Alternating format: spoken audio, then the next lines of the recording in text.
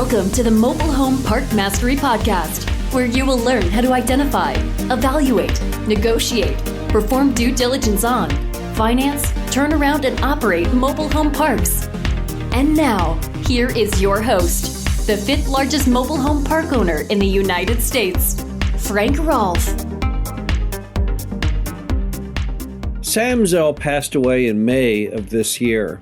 And with Zell went the legend of his almost maniacal view and focus on risk. This is Frank Rolfe, the Mobile Home Park Mastery Podcast. We're going to talk about imputing risk in deals and how people are starting to lose sight of that. It's only been since May when Zell left the building, and we lost Zell as a force to constantly remind us of the importance of risk versus reward. And it's something we all need to think about constantly because we all need to refresh our course on it from time to time to make sure we're making good decisions. Now, Zell's theory on risk versus reward was, if a deal has low risk and high reward, you should always buy it. If it has high risk and low reward, you should never buy it. And if it has high risk and high reward, only then do you really have to think about it. And one problem you have is that many of today's buyers and sellers have lost track of what some of the real risks are to the industry, the things we don't talk about a whole lot. So when they look at a deal, buying that deal, they say to themselves, okay, for me to get from point A to point B, let's see, I've got to fill X number of lots, I got to raise the rent up to this certain level, I've got to cut these various costs, and if I can do those things, I'll hit my budget. And yeah, they're completely correct. They look at each of those steps. They say, what would stop me from successfully completing that step? And they then think of that as being the risk to the deal. And then going back to Zell's axiom, they say, okay, well, I understand the risk, I understand the reward, and now I'm ready to make a decision. But the problem is there are some risks that people don't always think about, but you have to think about when you're trying to figure out what the true risk of the deal is and whether you should go forward or not. So let's go over what some of those things are. Let's start off with insurance risk. If you're looking at a mobile home park in California or Florida or Louisiana, you need to impute into that deal the inherent risk you may not be able to get insurance and or you may be facing extremely high insurance premiums. We all know about California's woes. They have constant issues with predominantly fires at this point, but you also have earthquakes. And recently, they've had almost everything bad go on there, weather-wise. And then you've got Florida. Florida just cannot get a break. All they get is every year some kind of terrible hurricane issue, flooding. And it's become so bad that many insurance companies have just pulled up stakes and left.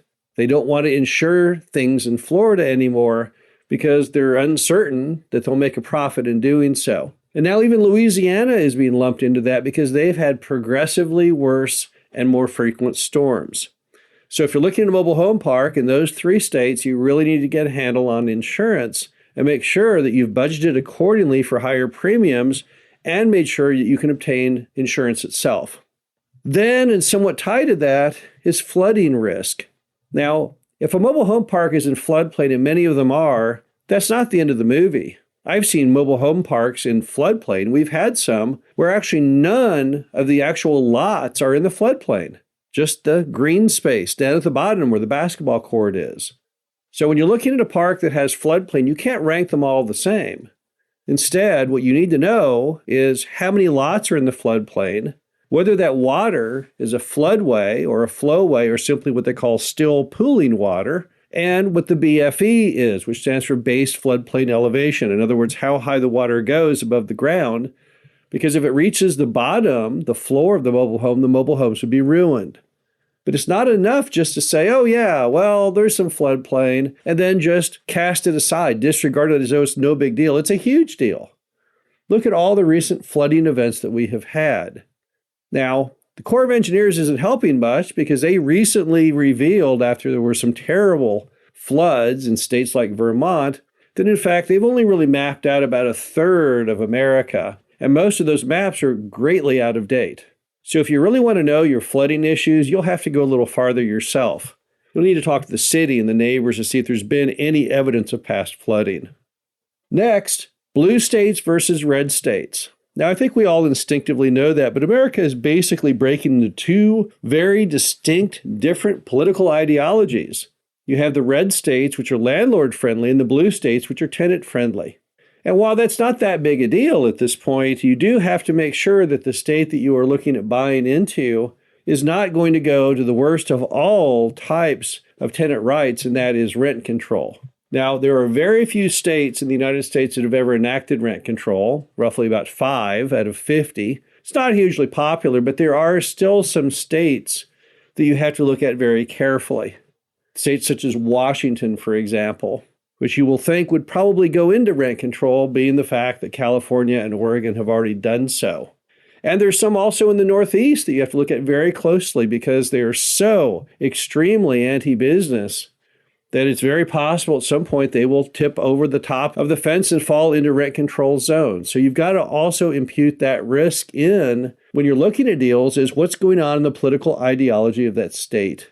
Another risk that people have to think about is the insanely high cost of new mobile homes, which then begs the questions, will your customers in the future be able to afford them? If you're looking at a mobile home park, which has a lot of lots to fill in an area that is not very economically robust, people's earnings are not high enough. If their down payment and credit scores are not appropriate, they can't get approved on the mortgages on homes that cost sometimes as much as $80,000 or more on a single wide. You've got to impute that risk. Then you've got property tax issues in states like Florida and Texas, states which do not have personal income tax, but pay all the bills simply off property tax. What's going to happen as far as those tax rates?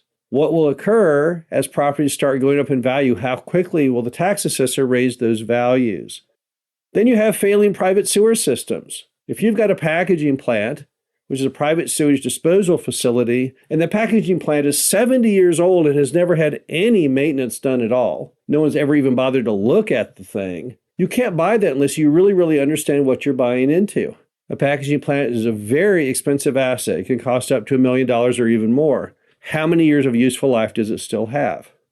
Then you have the issue of liquidity in lending. If you buy a park that has lots and lots of vacancy, because most lenders want parks to have 80% occupancy, that's called stabilized occupancy, and that's the trigger where they think the park is safe to make a loan on. And some banks will go all the way down into the 60 percentile, but when you're buying a park that, let's say, it's 30 or 40% occupancy, what are you going to do if your loan comes up before you hit 80%? What do you do if you have a mom and pop loan and you can't get to 80% before it comes due? Can you get a new loan? That's another risk you have to think about. And then you have the issue on a park that has lots and lots of park-owned homes and you want to convert those to tenant-owned homes. Are you making the correct assumptions on how many people will run off? We have found typically about 25% of everyone in a park-owned home rental will run off when you try and convert those into tenant-owned homes, when you try and get them to buy their own home or even give them away. And when someone runs off, you'll now have to rehab that home. Do you have the correct amount of money allocated for that rehab? Then you've got even the generic tax law changes that may be coming down the road. Because as we all know, America is broke. We don't bring in nearly enough money to pay the bills. We're running negatively and terribly. And we're looking, I think the estimate of the deficit in the U.S. will hit by the year 2030, they estimate around $50 trillion, an unbelievable sum. So how will the government make it up? Well, they'll probably try to enact changes to the tax system. You probably saw that Biden himself, in fact, was hoping to undo capital gains and reduce it back to ordinary income rates.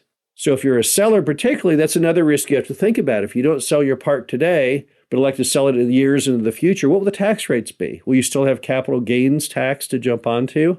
The bottom line to it all is that Sam Zell knew exactly what he was talking about. I highly recommend you read his book, Am I Being Too Subtle? Probably one of the best books ever written on real estate regarding the subject of risk. Because everyone, every buyer, every seller really needs to follow his metric of risk versus reward.